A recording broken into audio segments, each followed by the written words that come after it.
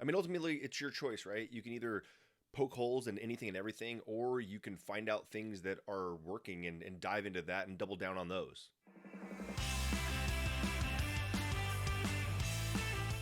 Hey there, welcome back to my Epique Journey. My name is Brandon DeVere, and thank you as always for tuning in and sharing your time with me. I do appreciate that. Here we are going from 600 to 0 back to 600 plus on this journey, and as we continue, I'm learning things every single day. Today I'm checking in a little bit earlier than normal. One is I talked about the other day, started feeling like I might have a little bug coming on. Hopefully not, but a couple things we were taking off here, and I'll tell you about that in a moment. But also, what I want to talk about after that is back to that Bert Kreischer interview that I talked about with Ed Milet, and how he was talking about you can poke holes in a lot of things. But I'll get to that in just a moment. Tell you kind of idea of what's going on today. So we have the Super Bowl here in Las Vegas. So today is basically opening of media day, and so here in about an hour or so, we're going to head down to Allegiant Stadium.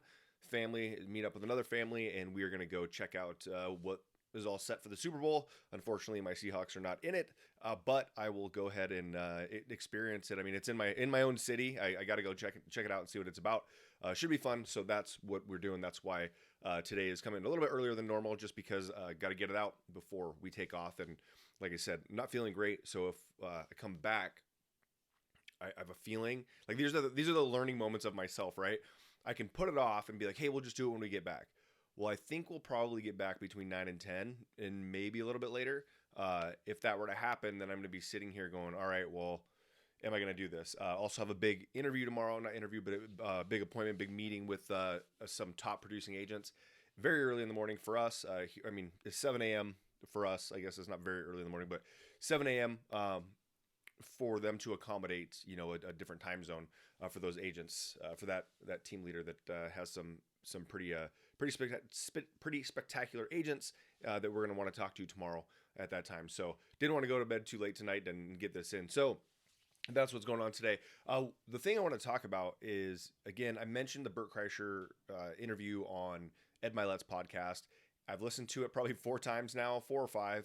I just keep going back to it. It's about an hour long, but it's just so refreshing. And I'm sitting here listening to Bert talk, and it's not a place where you would typically expect like motivation and like self-help, like self-improvement, like coaching from Bert Kreischer. I mean, he is a comedian. I didn't know him well at all. I mean, I've seen him on he's got a couple, I think it's called the Two Bears podcast, or Two Bears in a Cave or something like that, with him, Tom Segura, another comedian. But he's got, what is it called? The Machine, to watch that. It's kind of a goofy movie. But he's just stand-up. He's just a comedian that's really been hitting hard lately. And didn't know much about him. And he starts talking, and I'm blown away. And like the first 5 minutes going, wait, what? Who is this? The same Bert Kreischer that I had heard of before? But one of the things he talks about, and you're going to hear me, I have so many nuggets from this thing. I'll pepper them throughout this entire series, because I'm going to keep coming back to them. And last night was one that I was listening to before bed, and one of the things that I heard him talk about that I'm really gravitate towards is that he's like, you can poke holes in anything. You can poke holes in, and he talks about like David Goggins. If you don't know who that is David Goggins. He was SEAL from the book Living with a SEAL with Jesse Itzler before he was named. But he is hardcore. Like he is. You don't like to do the hard stuff. You do the hard stuff, and quit being a wimp, and stuff like that. Obviously, a little more colorful language than that, but we'll keep it PG over here for now. But yeah, if you're not like, he's very hardcore, but it works for people.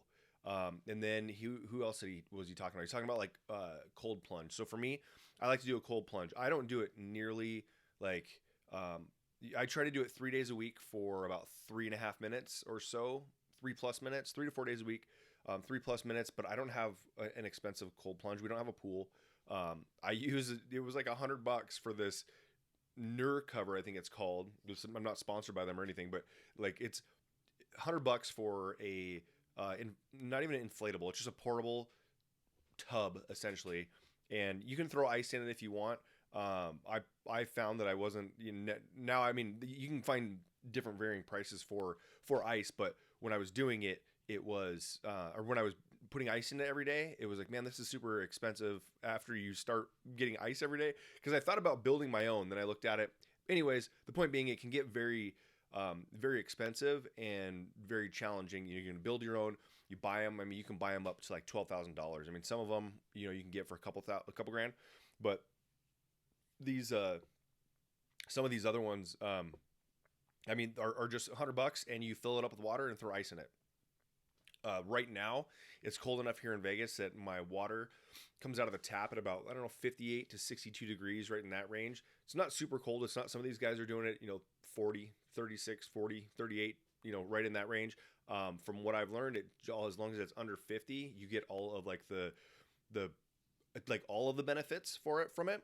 So I don't necessarily do it, but just like Bert says in that podcast, like jump in, do something you don't like to do to start the day off. And then it also gives you like a little bit of, even like a little buzz at the, just at like the 50 to 60 range, which the target is sub 50, but I don't always get there, but still it's something that you can do in the morning that gets it. So anyways, that's back to the cold plunge and things like that. There's a lot of benefits that they are claiming that are good for you when you do jump in cold water, cold immersion therapy, they call it, cold plunge, whatever. Wim Hof does the Wim Hof method, which is breathing, and that's what it does. Like I drop in and I'm like, catch my breath. And when I first started, it took me almost a minute to catch my full breath. Now I can get it anywhere within about 5 to 15 seconds of just controlling yourself, and that's kind of why I do it. Just it does that, and then I can just kind of focus for a few minutes and then get out, and I'm fine. But what Bert is talking about is, the same thing with anything. With we're talking about brokerages in this context, where it's I can poke a hole in every single brokerage out there. You can poke a hole in every single brokerage out there. But when you do it and you say, okay, this, like, because everything, I get people making fun of me for a car wash. Okay, like that's cool, but you got a folder with you got a free folder that was branded with your company. Like that's like nobody's joining for either one of those things. But also it's like, you don't necessarily need to like poke holes in every single thing. You can, but you're going to poke holes in everything. There's not one perfect brokerage out there. So you can either poke holes and never find a place where you want to be, or find a place you want to be and poke holes in everybody else, or you can look into some things and say, hey, this is what I really love about my brokerage. Let me double down on that. Kind of a Gary V thing. So Gary Vaynerchuk, if you don't know who that is, pretty big media guy, probably one of the biggest. But he says that you got to double down, triple down on what you're good at, the things that you're good at, the things that you like, double and triple down on that. Where David Goggins on the other side is like, you got to do the hard stuff. Like that's the stuff you got to do that. If you're not good at it, get good at it. Those type of things where they kind of contradict, but they both have merit, right? There's certain things like the ice plunge or the cold plunge, like me jumping in that every morning. I'm not good at it, and it's not something I necessarily like to do, but starting that can get you on a path for the day to go, and you know what, like, and honestly, I guess it depends. It could be easier than actually going to the gym for 40 minutes, right? Get ready, go to the gym, you get that done. Like, yeah, I started my day great. You pop in that, boom, in 3 minutes, like you're feeling not like you had a workout, but you're good. You're refreshed and your body's ready to go. Anyways, it's just the thing that you kind of don't want to do. That's the kind of the Goggins side of things. So you can do those things, but then also go, hey, well, I am good at this. Like if you're good at, social media, you're good at whatever, like double down and don't go learn. Basically the point is, don't go learn to door knock just because it's hard and something you don't want to do necessarily. Like don't double, triple down on that. If you're creating clients and interest in what you have to offer by storytelling and sharing your story on social media, or maybe you're really good at sending out, I see people just crush it with handwritten letters. That's awesome. If you like to do it, double, triple down on that, but also don't just not do it, or don't just do it just because it's the hard thing, because that might take you away from what you're really good at. So that's kind of where I put those two. Like you can poke holes in both of them easily.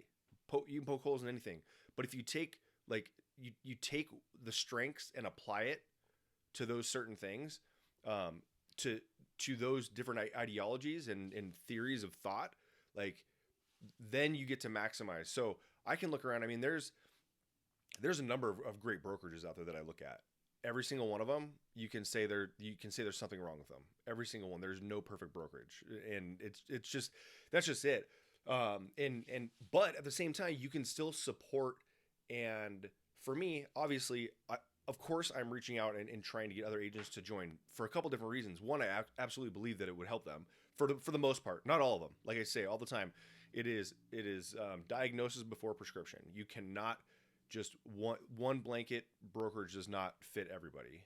And that's, I think, the thing is that we need to focus on is that we can really give the best value when the people are seeking that best value. But the point is, you have to buy into at least some of your stuff. You don't have to be get Epique tattoo, EXP tattoo, or anything like that. I'm not saying that. Grab a few things that you like, knowing that there are holes in your model. There's a hole in your model somewhere. There is. There absolutely is. Just know that, accept it, and double, triple down on the things that you really enjoy and the things that you really think can help people. So that's all I'm here to say today is just, find something. You just know that you can poke every holes in everything. I tell my kids all the time, I don't want problem finders. I want problem solvers. So if you're constantly looking for a problem and never solving any of them, then that's a challenge that you're going to have. So just want to leave it at that. Enjoy. Do my best to be back here tomorrow, and I'll see you then. Have a great one.